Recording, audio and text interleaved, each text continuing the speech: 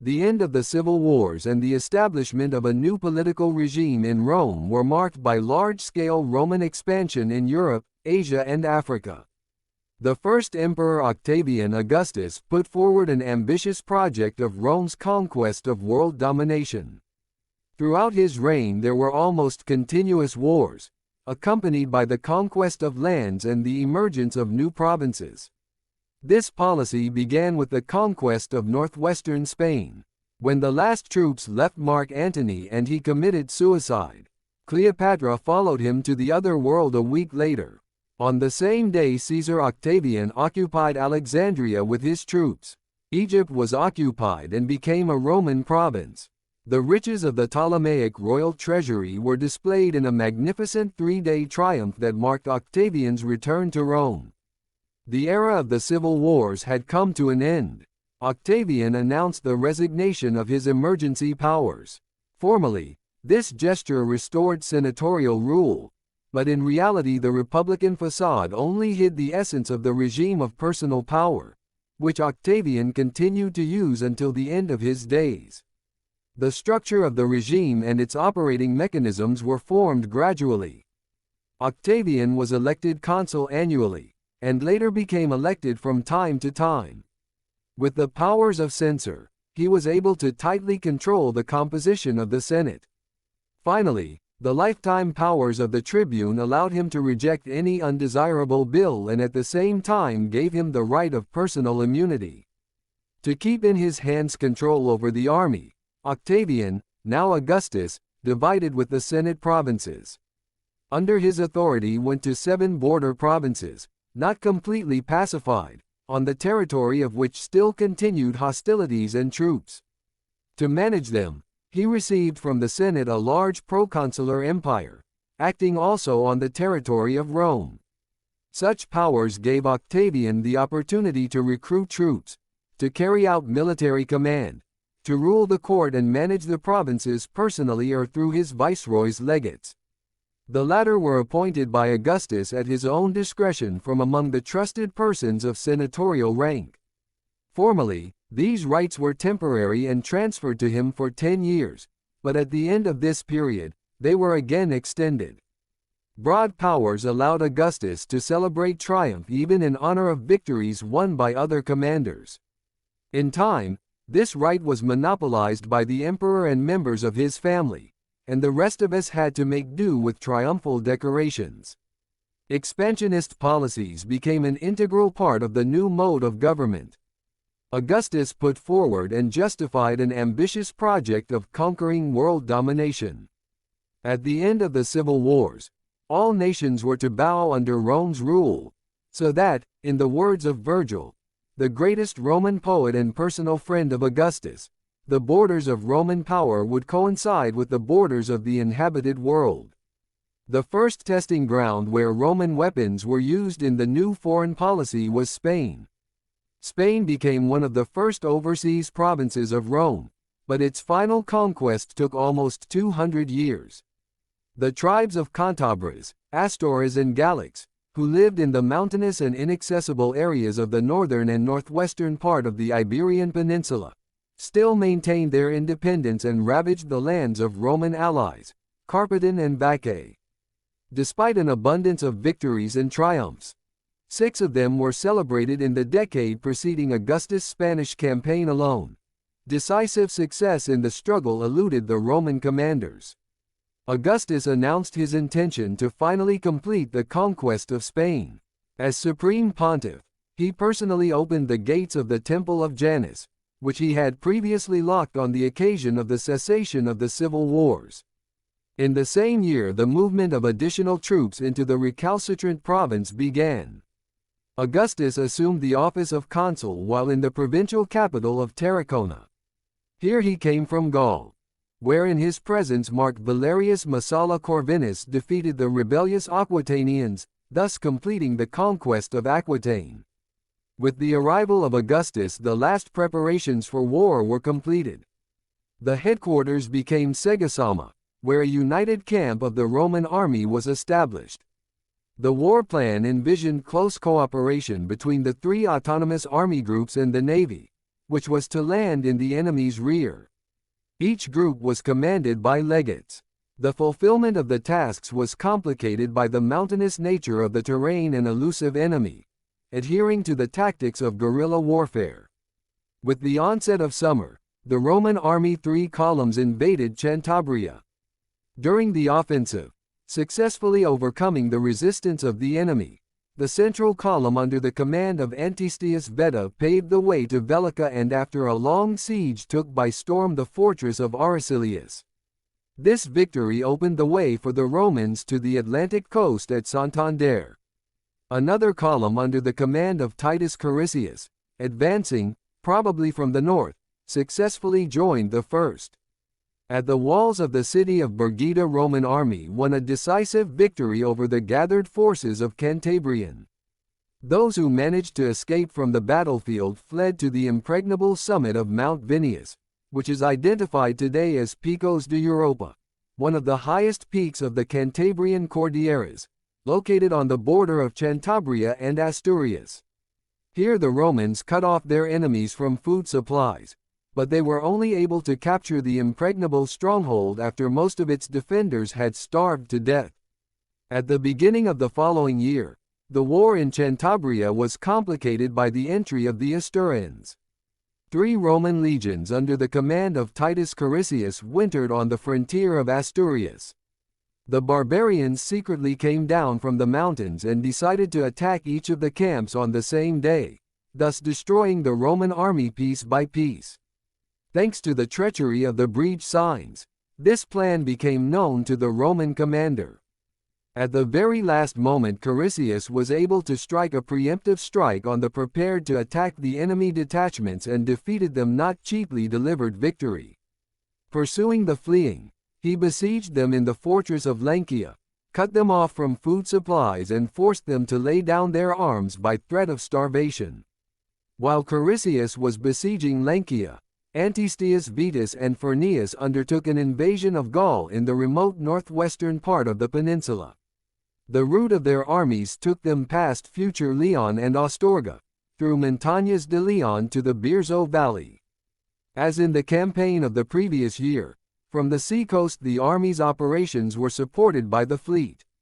Many Asturians took refuge on Mount Medulius, where they were besieged by the Romans who soon appeared. During the siege, the Romans encircled the entire mountain with a continuous line of fortifications. When it became clear to the defenders that it was impossible to break through the line of Roman trenches, they chose to commit suicide.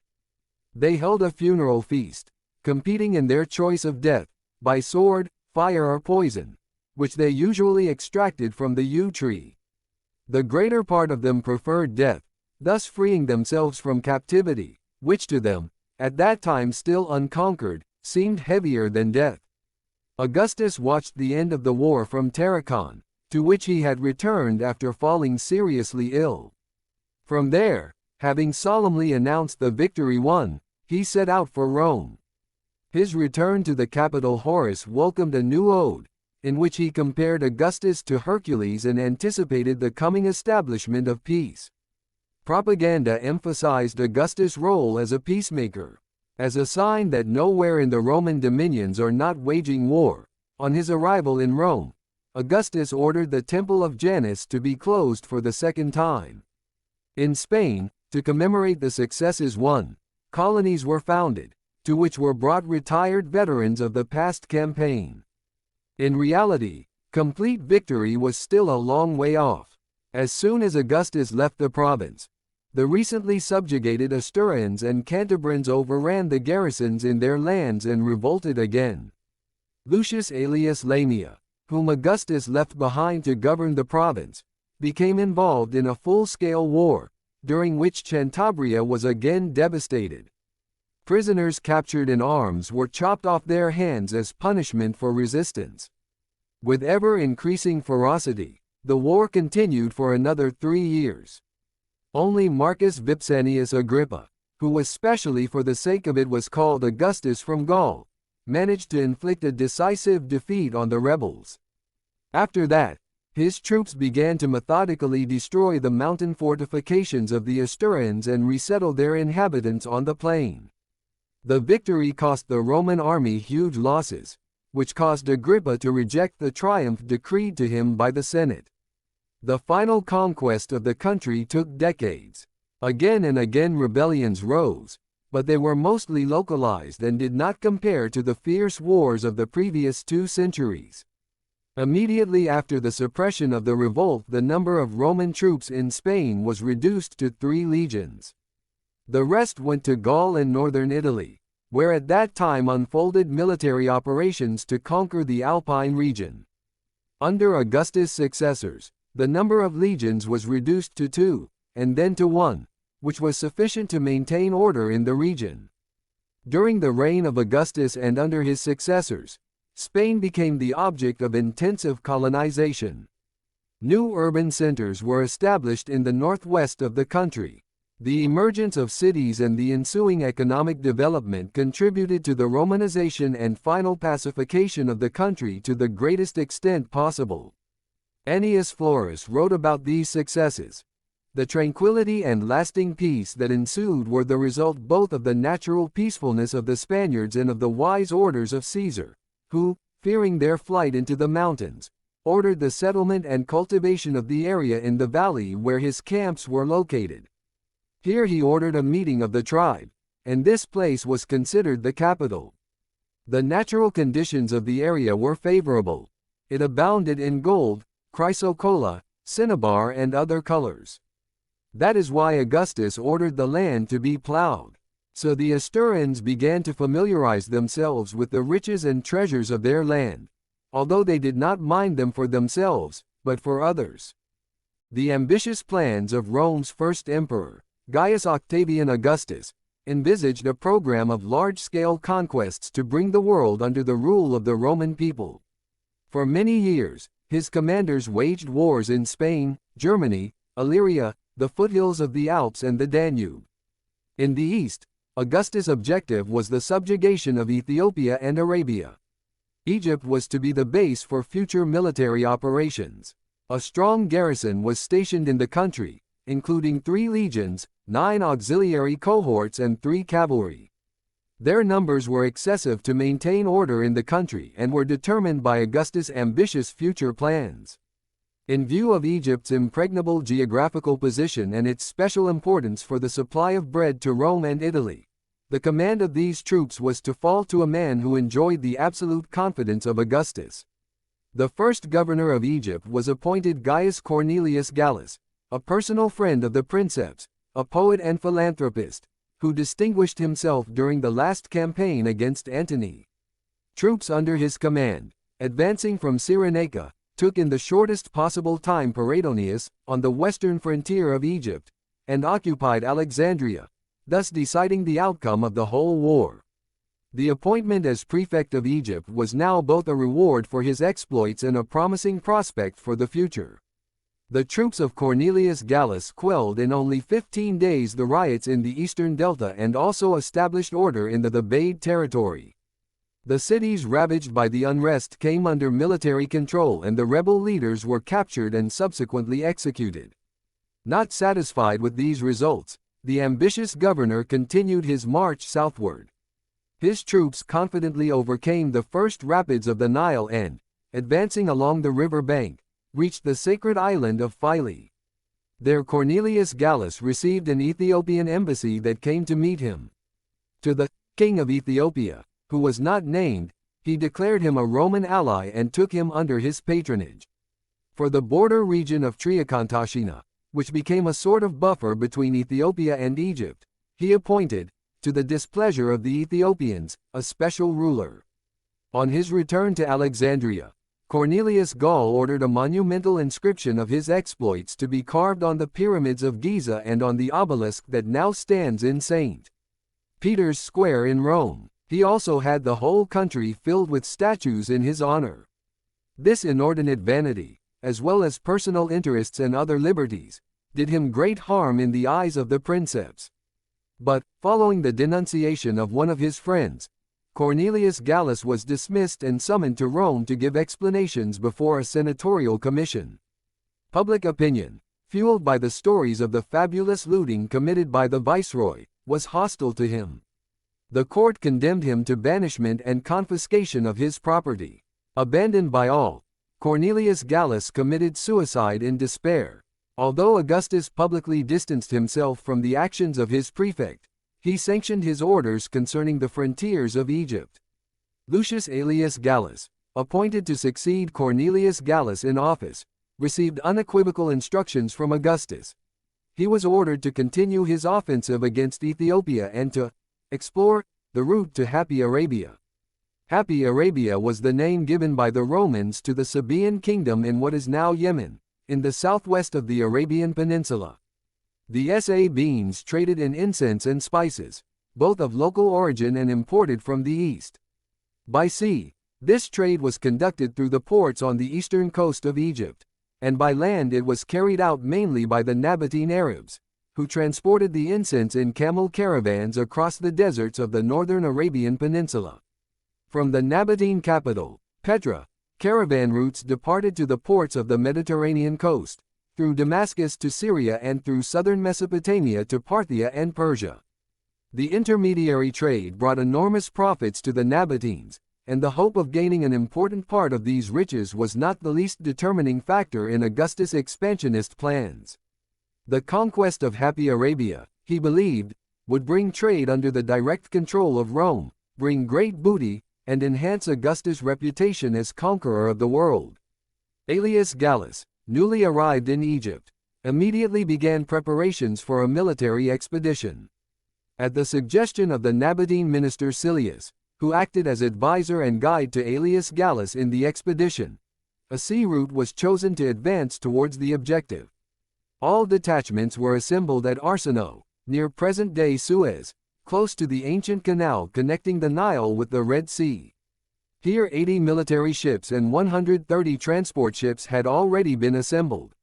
Avoiding the Sinai Peninsula to the south, on the 15th day of the journey, the army landed at Lefki Kome, near the entrance to the Gulf of Aqaba. The short crossing was very difficult. The troops suffered from scurvy and poor water quality. Several ships were wrecked on the rocks. At Leuca Coma, the Roman army had to spend the rest of the summer, autumn and part of the winter. Strabo attributes this delay to the cunning of Silius, who lied to the Romans that there was no land route between Petra and Leuca Coma, although in reality there was a busy caravan route between the two. However, from a modern point of view, a sea route for a large army seems preferable to a route through the waterless desert of Hishma. Aelius Gallus set out from Leuca Coma and continued through the territory of Hias to the country ruled by a relative of Obad, who bore the royal name Aretas. Strabo complains that water on the way had to be brought in camel caravans, and for food they could only obtain spelt, dried dates and cow's oil. This is undoubtedly the area between Madain Sala and Medina. Aretas offered hospitality to the Roman commander, and the army spent a few days in his country to recuperate. Resuming their journey, the Romans crossed the nomadic country of Ararina for 50 days, where they again needed water and provisions. Finally, the army entered the fertile lands of Yemen and approached the city of Negrin, on the border of the kingdom of Sabae. The ruler of the city fled, and the Romans stormed and plundered the city. After another 6 days' journey they came to a river, on the other bank of which a large militia of Arabs had gathered. In the battle that took place here, the Arabs, according to Strabo, completely incapable of using arms, were defeated and suffered enormous losses. Having won a victory, the Romans without a fight have occupied the cities Atlula and Aska and left a garrison here. Having prepared bread and dates for the road, Aelius Gallus approached Merzaba, which he besieged for 6 days. The inhabitants of the city put up desperate resistance. According to the captives, the Romans were only 2 days from the land of frankincense, but the army, which had been marching through the deserts for 6 months and suffering hunger, thirst, disease and heat, had no strength to go on. After failing in his attempt to take the city, the Roman commander decided to return. The Arabs put no obstacles in his way and the retreat took only 60 days. The end point of the route was the village of Igri, in the possessions of Obad, on the seashore. From here the remnants of the army in boats crossed to Meos Hormos in Egypt and in the autumn of the same year by dry road reached Koptos on the banks of the Nile. Strabo, in recounting the hardship of the campaign, is silent on the losses suffered, reporting only that most of the soldiers died of starvation, disease and other disasters. Dion Cassius writes that during the campaign most of the expeditionary corps died from all kinds of hardships. This explains why the Romans withdrew after the first serious failure. According to the official view, the culprit of the defeat was named Silius. Apparently, he originally set out to destroy the Roman army in favor of personal ambition, cruelty and greed. It should be noted, however, that Silius was not called to account and continued to enjoy power until he was beheaded in Rome as a result of King Herod's intrigues. Such a late response suggests that the view expressed was not immediately established. Aelius Gallus, the real culprit in the defeat, also fell from grace and was recalled back to Rome. Unlike his predecessor, however, he retained his good name and became known as an eminent jurist and patron of the arts. His adopted son was Lucius Aelius Sejanus, the all-powerful prefect of the praetorium of the emperor Tiberius. Aelius Gallus' successor as prefect of Egypt, Gaius Petronius, had to fight against the Ethiopians. While a large part of the Egyptian army participated in the expedition to Arabia, the Ethiopians invaded the southern limits of the province. They captured Siena, Elephantine and Philae, destroyed 3 cohorts of the garrison of Siena and took many prisoners. What prompted the Ethiopians to attack? As we have seen, Cornelius Gallus took the first step in this story when he intervened in the local conflict and appointed a special ruler of Traikontaschina. Although Petronius' subsequent retaliatory campaign is presented as a reaction to an unprovoked attack by an aggressor, it can almost certainly be argued that war with the Ethiopians would have taken place anyway. In the much later Acts, Augustus also emphasized that both expeditions, to Arabia and Ethiopia, were undertaken by the respective military commanders on his personal initiative. Petronius launched a campaign against the Ethiopians. The meeting of the two armies took place at the border town of Selchis. Petronius demanded from the Ethiopian ambassadors to return the booty they had captured and to extradite the perpetrators of the attack. 3 days were given for the fulfillment of these demands. After the expiration of this period, the Roman commander immediately led his army into battle. Having won, Petronius immediately moved to the nearest city of Ethiopians, Premnis, and took it by storm. From there he led his army on an accelerated march directly to the capital of the Ethiopians, an important religious center, Napata. Although the queen through ambassadors offered him a peace treaty, the return of prisoners and statues captured in Siena, the Roman commander rejected all proposals. The city was taken and destroyed, its inhabitants were captured, and their property went to the soldiers. The son of the queen, who was there, managed to escape at the last moment. Having decided that the Ethiopians have suffered sufficient punishment, and the areas lying further to the south, impassable for the army, Petronius started on his way back. Before retreating, he ordered the ruins of Napata to be razed to the ground. The inhabitants of the conquered lands were levied a tribute to keep them in submission. A garrison was left at Premnis with food supplies for 2 years. At Alexandria, Petronius sold most of the captives into slavery, and he sent 1,000 men to Augustus in Rome. Petronius' actions show that the Romans were not at all going to limit themselves to an act of intimidation, but were seriously planning a long-term occupation of the country. The Ethiopians soon recovered from the defeat. A year or 2 later their queen gathered new forces, with which she suddenly approached Premnis. The garrison, however, succeeded in making Petronius aware of their situation. The latter, with his entire army, immediately moved southward. For some time the opponents stood against each other. Then the Ethiopians sent ambassadors. Petronius sent their delegation to Augustus, who was at that time on the island of Samos. Having received the Ethiopian embassy and listened to their requests, the emperor showed mercy and not only granted the Ethiopians peace, but also released them from paying the tribute imposed on them. The reason that made him change his mind was the changes in the balance of power in the East, where at that time a war with the Parthians was brewing, as well as the strengthening of opposition among the Roman nobility. The realization of Augustus' policy of large-scale conquest depended directly on controlling the communications connecting Italy with the territories north of the Alps. The conquest and Romanization of the Alpine region is of great importance for the future history of Europe. Nevertheless, it is one of the events least covered in the sources.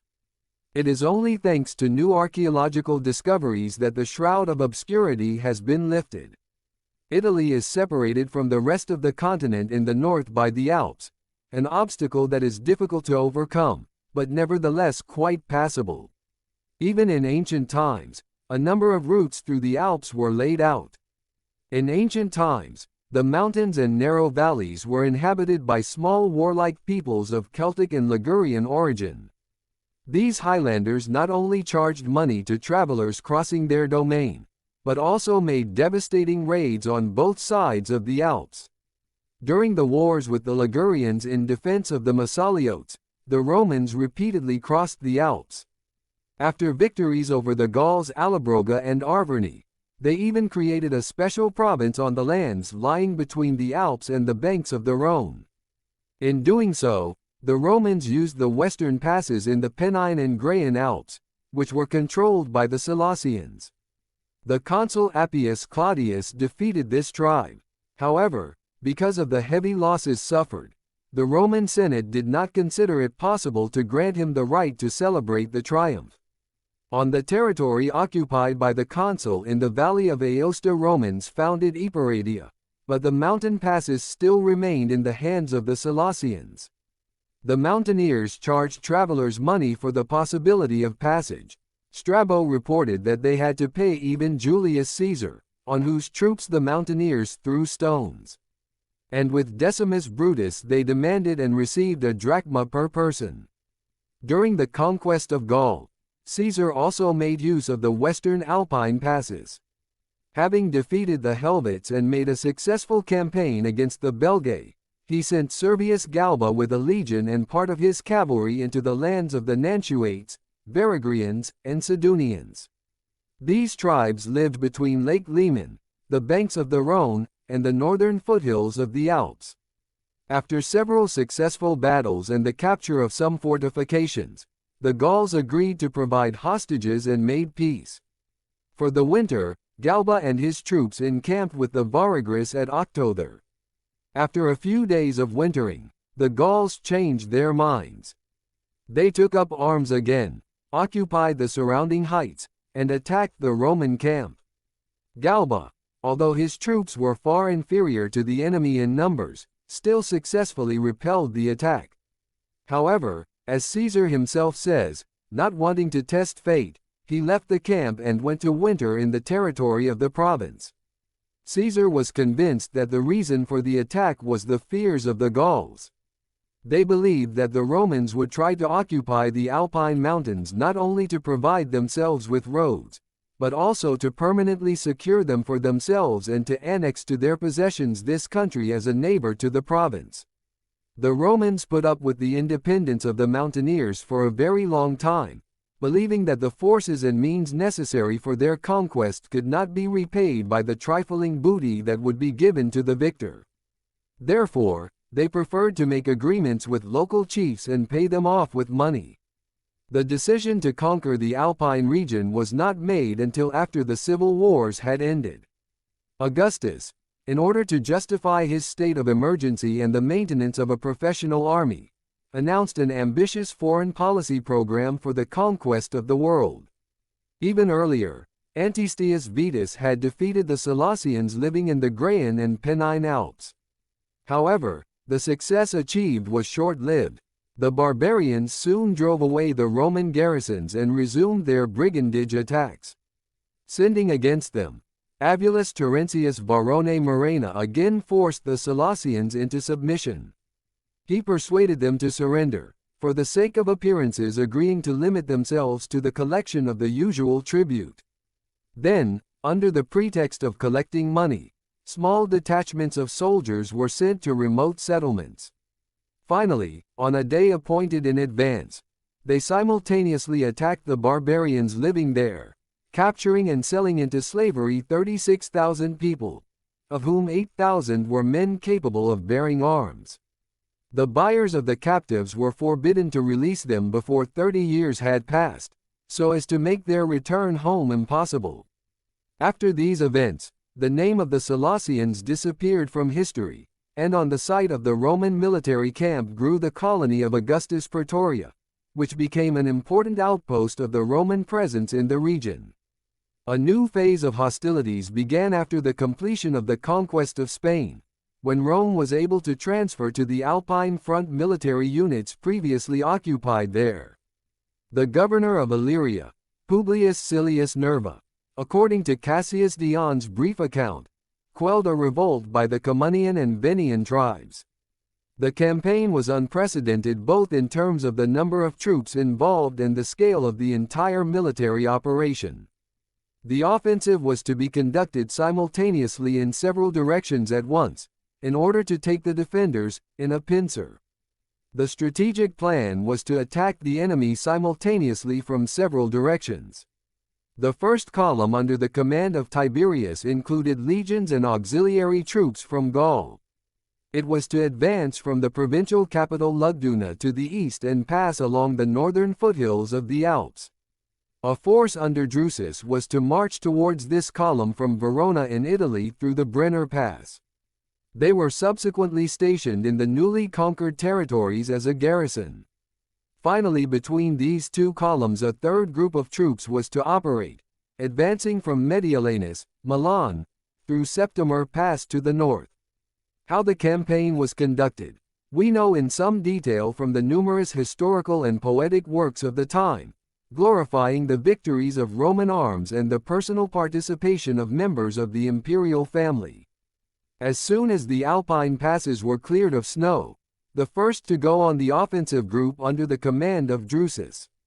Moving from Verona up the Adige River valley, along the route of the future Via Claudia, the troops reached Trident. Here they destroyed a large enemy detachment blocking their way. Then, passing through the Brenner Pass, the Roman troops moved northward into the Rhaetian Alps, successfully overcoming resistance and tearing down the mountaineers' fortifications along the way. The final point of their route was appointed the area of modern Augsburg. At the same time Tiberius with his group came out of Lugdun, through the Langra Plateau went to the upper reaches of the Rhine and through the area of Vindonissa reached Lake Constance. Here from one island, most likely Mainau, the troops crossed the lake and on August 1 gained a double victory over the army and flotilla of the Vindelics who lived here.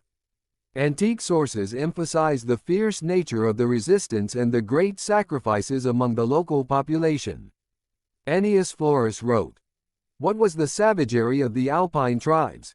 It is easy to show by the example of their women. For lack of throwing implements they smashed the heads of their infants on the ground and threw them in the face of the soldiers. To eliminate the possibility of future resistance, the victors forcibly relocated the local inhabitants to the plains. Only a small number of inhabitants were left in their original place, enough to keep the country from being completely depopulated, but too few to revolt. As a result of the military campaign, the Romans conquered the country from the southern foothills of the Alps to the upper reaches of the Danube, which roughly corresponds to the territory of modern Switzerland. The following year they subjugated the Ligurians, who lived in the maritime Alps. The local dynast Cottius became a Roman prefect and governed the territory that later received his name, the Cottian Alps. The conquest of the eastern part of the Alpine arc was only completed with the subjugation of the Norics who lived there and the suppression of the revolt of the Pannonians. This opened the way for the Romans to conquer the middle Danube region. The management of the conquered territories was carried out by the military command. The Roman power strengthened its position in the region by means of a permanent military presence, building a network of roads and establishing settlements. One of the camps founded at this time was Dangsteden, which housed 5,000 soldiers. In the area of modern Augsburg, on the place of the military camp of Drusa, was founded Augusta of Vindelix, which became the center of the province of Rhaetia. The most important monument of monumental propaganda is the grandiose trophy of Augustus erected in La Turbie, Monaco, which lists the names of 45 conquered Alpine tribes. The conquest of the Balkan region is a very important and at the same time completely unknown page of Roman military history. The Pannonian War involved the most prominent commanders and a significant part of the Roman army. Meanwhile, in the sources, these events are either combined with the later Pannonian Revolt, or completely lost against the background of the Roman conquest of Germany, which took place at the same time. Illyria, located in the northwestern part of the Balkan Peninsula, along with Sicily, Sardinia and Spain, was one of the first areas outside Italy to be conquered by the Romans. It came under Roman rule as a result of the three Illyrian Wars. The coastal part with the cities of Apollonia and Epidamnus came under the Macedonian governor. The inland communities retained a significant amount of autonomy. Finally, the northern part of the region, Dalmatia, remained virtually independent. The Dalmatian and Japodian tribes living there, as well as the allied Celtic Tauruscans, raided southward. In response, Roman commanders undertook military expeditions against them. Praetor Gaius Cosconius captured most of the Adriatic coast and stormed the Dalmatian capital of Salona. Nevertheless, Dalmatian and Iapodian raids on coastal cities were still being attempted. Roman power in Illyria weakened considerably during the civil wars. In this conflict, Salona, Scardona, and Nerona, the Roman colonies established along the seacoast, sided with Caesar, while the tribal communities living inland supported Pompey. To block the Pompeians' land route into Italy, Caesar sent his legate Gaius Antonius to Illyria. He had to fight with Pompey's commanders Marcus Octavius and Lucius Scribonius Liban. In the fight with them, Antony was defeated and captured.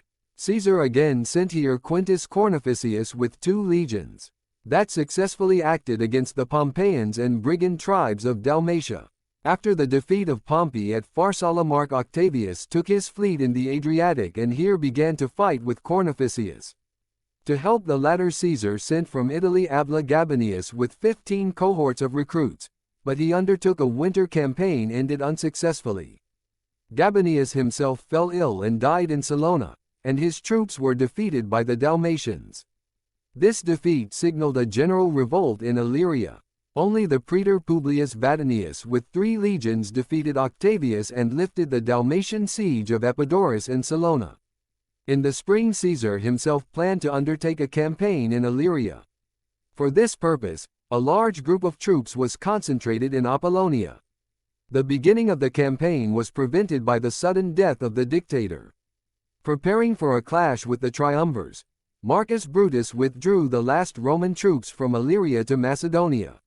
After his victory over Sextus Pompey, Octavian set about restoring the Roman authority over Illyria that had been effectively lost.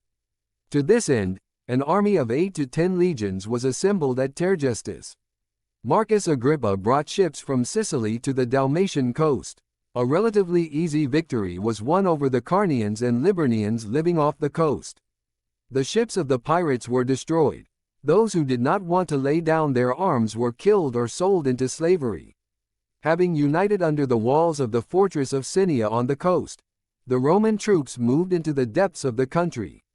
Octavian himself with the main forces subdued the Gepids and after a heavy siege took by storm their capital Medal, near the modern city of Ogulin in Croatia. His legate Valerius Massala Corvinus defeated the Arpinians and Salassians in a great battle. Another legate, Marcus Helvius, suppressed a rebellion of the Picenians. The final point of movement of all armies was the center of Segiston's Siscia on the river Sava. Having united under the walls of the besieged city, the Romans decisively repulsed all attempts made by the allies of the Segistans to come to the aid of the besieged, and then took the city by storm. Siscia was to become a stronghold for the planned Octavian in the next year, a major campaign against the Dacians and Bastarnae. For this purpose, 25 cohorts under the command of Fufius Geminus were stationed in the city.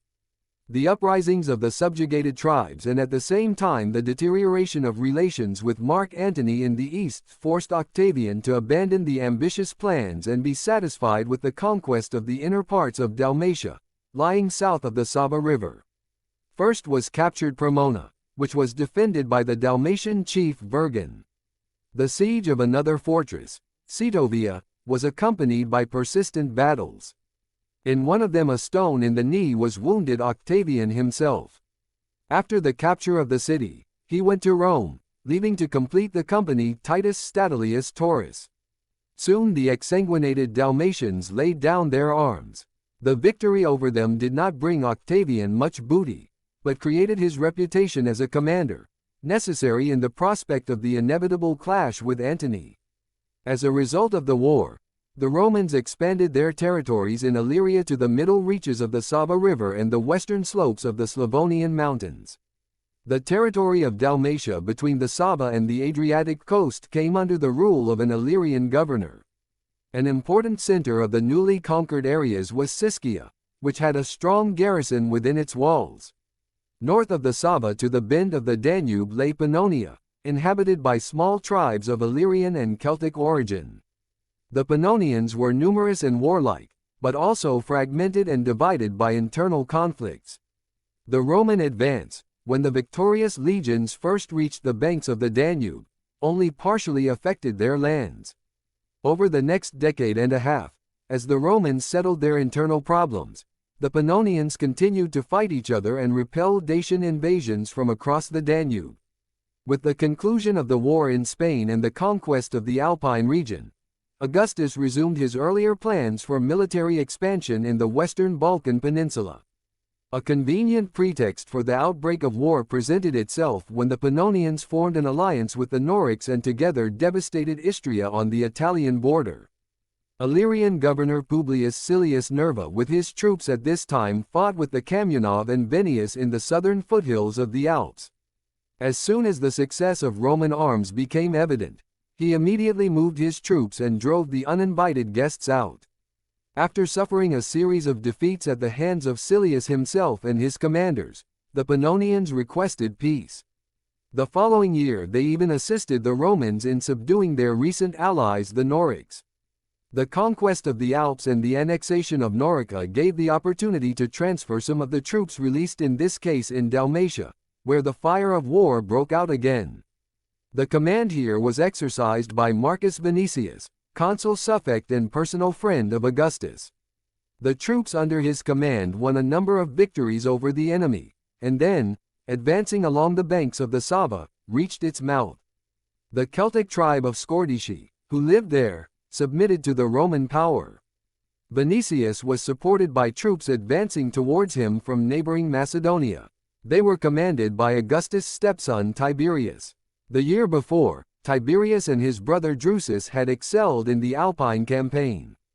The military action was just a prologue to a full-scale operation. The aim was to conquer the country as far as the Danube. The importance that Augustus attached to this direction, evidenced by the appointment of Marcus Agrippa, the closest friend and co-emperor, Illyrian governor. Vinicius, who had previously held this position, was sent to command troops on the Macedonian front. As in the previous year, the Roman strategy assumed a simultaneous strike from two directions. The total number of troops involved in the operation was to reach 50,000 people. Fascinated by the scale of preparations, Panonzi agreed to enter into negotiations and fulfill all the conditions dictated to them. Having thus won a bloodless victory, Agrippa returned to Italy, where he suddenly fell ill and died suddenly. On receiving news of his death, the Pannonian tribes broke the peace treaty and took up arms again. Instead of Agrippa, Augustus appointed Tiberius as the new commander in Illyria. He arrived at the theater of war with reinforcements from Italy. Augustus himself at this time arranged his headquarters in Aquileia, from here to personally observe the prepared offensive. In early summer, Tiberius came out at the head of the Illyrian army from Siscia and moved down the valley of the Sava, subjugating first lived here Brevca, and then Amontine. At the walls of their capital Sirmium he met with the army of Vinicius, advancing towards him from Macedonia. The Romans reaffirmed, or reconcluded, their alliance with the powerful Scordiscans, and then launched a joint invasion of southern Pannonia. The lands between the Sava and the Drava were consigned to total devastation. Cities were destroyed, crops were taken away or destroyed at the root, captured prisoners were sold en masse into slavery outside the country. Survivors were required to surrender their weapons and express obedience. By brutal terror the resistance of the rebels was broken. The Breves, Amontines and Endicites recognized their dependence. In honor of the victory gained, the Senate decreed triumphal decorations to Tiberius. The continuation of the offensive was prevented by a revolt on the southern Roman flank. To suppress it, Tiberius had to transfer to Dalmatia part of the troops from the front, and then the rebellion joined the recently pacified Pannonian. The Romans had to simultaneously wage a difficult war on two fronts in the mountains, where their opponents were small guerrilla groups. Skillfully combining terror and diplomacy, by the end of the year Tiberius managed to again force the Pannonians to peace. He was even able to leave the province for a time to meet Augustus at Lugdun. At this time, the frozen Danube on the ice crossed the Dacians. Rumors of their invasion provoked new unrest in Dalmatia. Local tribes refused to pay tribute to the Romans and took up arms again. The situation was rectified by Vinicius, who drove the Dacians back behind the Danube and undertook a punitive campaign across the river. The Alogia from Tusculus, which is believed to have belonged to Vinicius, tells of the victories he won over the Dacians and their allies. Tiberius had only to crush the rebellion in Dalmatia and complete the conquest of the country within the next 2 years.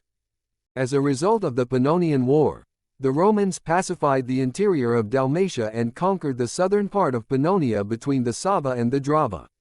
These conquests, combined with the formation of the province of Moesia, allowed the Romans to establish a frontier line along the Danube River along the middle reaches of the river. However, the conquered tribes were not going to give up so easily. The intensity of hostilities was sharply reduced, but the establishment of complete peace was still far away.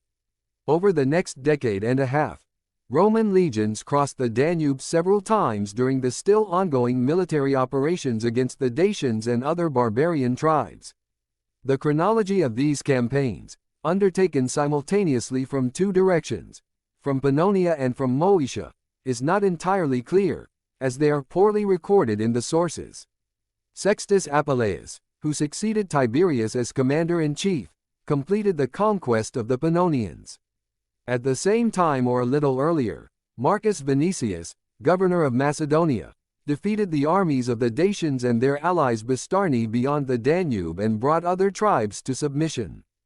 To the same period belongs the successful campaign of Gnaeus Cornelius Lentulus, who drove back the Dacians and Sarmatians beyond the Danube and established guard posts on the right bank of the river. These military actions ran parallel to the renewed Roman offensive in Germany. Lucius Domitius Agenobarbus, advancing through barely pacified territory, reached the shore of the Elbe with his legions. His brutal and incompetent rule led to unrest in the province. As soon as Domitius returned to Rome, the local tribes revolted. His successor, the already familiar Marcus Vinicius, won some successes in fighting them, for which he was decreed triumphal decorations. He was, however, never able to bring about a decisive break in the opposition. In the year 4 the command in Germany passed into the hands of Tiberius, who had returned from exile. The troops he commanded enthusiastically welcomed the return of their leader. Military operations between the Rhine and the Weser were carried out on a grand scale. Pursuing the retreating enemy, the Roman legions reached the Elbe. After the campaigns were pacified tribes between the Rhine and Weser, the subject of Tiberius' concern was the kingdom of the Marcomanni in present-day Bohemia. The Marabad who ruled it had considerable resources, including an army of 70,000 infantry and 4,000 horsemen. These forces undoubtedly posed a threat to Roman attempts to consolidate the conquered territories. Significant forces were brought in for the planned offensive against Maribota. Tiberius himself was to march at the head of 5 legions. He was to be met from Mogontiacum by Sentius Saturninus with 4 Germanic legions. Both armies were only 5 transitions from the appointed meeting place, as suddenly in the headquarters of the commander-in-chief came the news of the revolt that broke out in Pannonia. The roots of unrest in the province lay in the forced Romanization of the conquered territories. Their inhabitants were levied taxes, the collection of which was accompanied by extortion and violence on the part of the provincial administration. Common abuses included land confiscations, forced sale of foodstuffs at low prices, troop stays, and court fees. Complaints to the governor did not bring any result and only caused mutual bitterness. The immediate cause of the uprising was the intensified military recruitment undertaken among the recently conquered tribes on the eve of the campaign against Maribod. When the new recruits joined those who had already been carrying the burden of military service for some time, it made them realize their numbers and strength. Many of the rebels had a history of service in the Roman army. They were familiar not only with discipline and weapons, but also with the language of the Romans. This circumstance, according to the historian Vallet Patercula, contributed greatly to the initial success of the performance. At the head of the rebels were the leaders of the Dalmatian Decidae Baton and Pinus and the chief of the Pannonian Logs, who was also called Baton. Initially the number of their supporters was small, but soon after they began to speak, they were joined by numerous Dalmatian and Pannonian tribes. The total number of unruly Vallet Paterculus estimated at 200,000 infantry and 9,000 horsemen. Because of the large number of rebels, the complexity of the theater of operations and the difficulty of communications, this war, according to Suetonius, was the most difficult of all that the Romans had to fight since the Punic Wars. The unrest began when the main Roman forces under the command of Tiberius marched out of Carnunta. The favorable moment determined the initial success of the intervention. The rebels easily defeated the troops sent against them and besieged the largest cities of the province. In Rome, the news of the rebellion caused such fear that even Caesar Augustus succumbed to it. He issued a proclamation in the Senate that if action was not taken immediately, the enemy might appear before the city in as little as 10 days. A state of emergency was declared in Italy. Tiberius was ordered to make peace with Maroboduus on any terms and to return to Carnuntus. To prevent the rebels from immediately invading Italy, which at that time remained undefended, Tiberius sent his legate Marcus Valerius Messala Messalina with the 10th Legion to Siscia. As the further course of events showed, this fear proved to be largely exaggerated. The rebels missed their chance. It is not even known whether the Gepodes, a strong tribe living on the border with Italy, participated in the revolt or not. At this stage the struggle, according to the description of Velleius Paterculus, unfolded in 2 main directions. In Pannonia, the Brevians, led by their leader Baton, besieged Sirmium, the main Roman base on the middle Danube. The garrison of the city was few in number and hardly repulsed the attacks of the besiegers. The governor of neighboring Moesia, Aulus Caecina Severus, came to his aid. With his former legions, accompanied by auxiliary Thracian detachments sent by Roman ally King Remotoc, he arrived under the walls of Sirmium, immediately forcing the Logs to lift the siege. However, he was unable to build on his initial success, as news arrived at the camp that the borders of his own province were already being threatened by the Dacians and Sarmatians. Refusing to pursue the retreating enemy, the Roman commander was forced to go back. Decidiati under the command of Baton and Pinus at this time approached the capital of Dalmatia Salona, but could not take a wall-fortified city. In the battle Baton was severely wounded by a stone and was temporarily out of action. His troops set about plundering the Dalmatian coast, reaching Apollonia in the south and devastating the western limits of Macedonia. With the approach of Messala Messalina with his legion Baton, still suffering from his wound, marched to meet him. In the first skirmishes success was on the side of the rebels. With 20,000 soldiers, Baton managed to surround Massala, who had only one legion at his disposal, and that, half the composition. Nevertheless, in a decisive battle, the Roman commander managed to lure the enemy into an ambush and overpower him. This victory decided the outcome of the campaign. The Romans were able to hold Siskiyou and maintain a line of direct communication with Italy. Nevertheless, Salona and starting from it Ignatieva road leading to Macedonia, were cut off from the Pannonian army large forces of rebels. Defeated, but not broken, Baton with the remnants of his forces went to join with Pannonian namesake.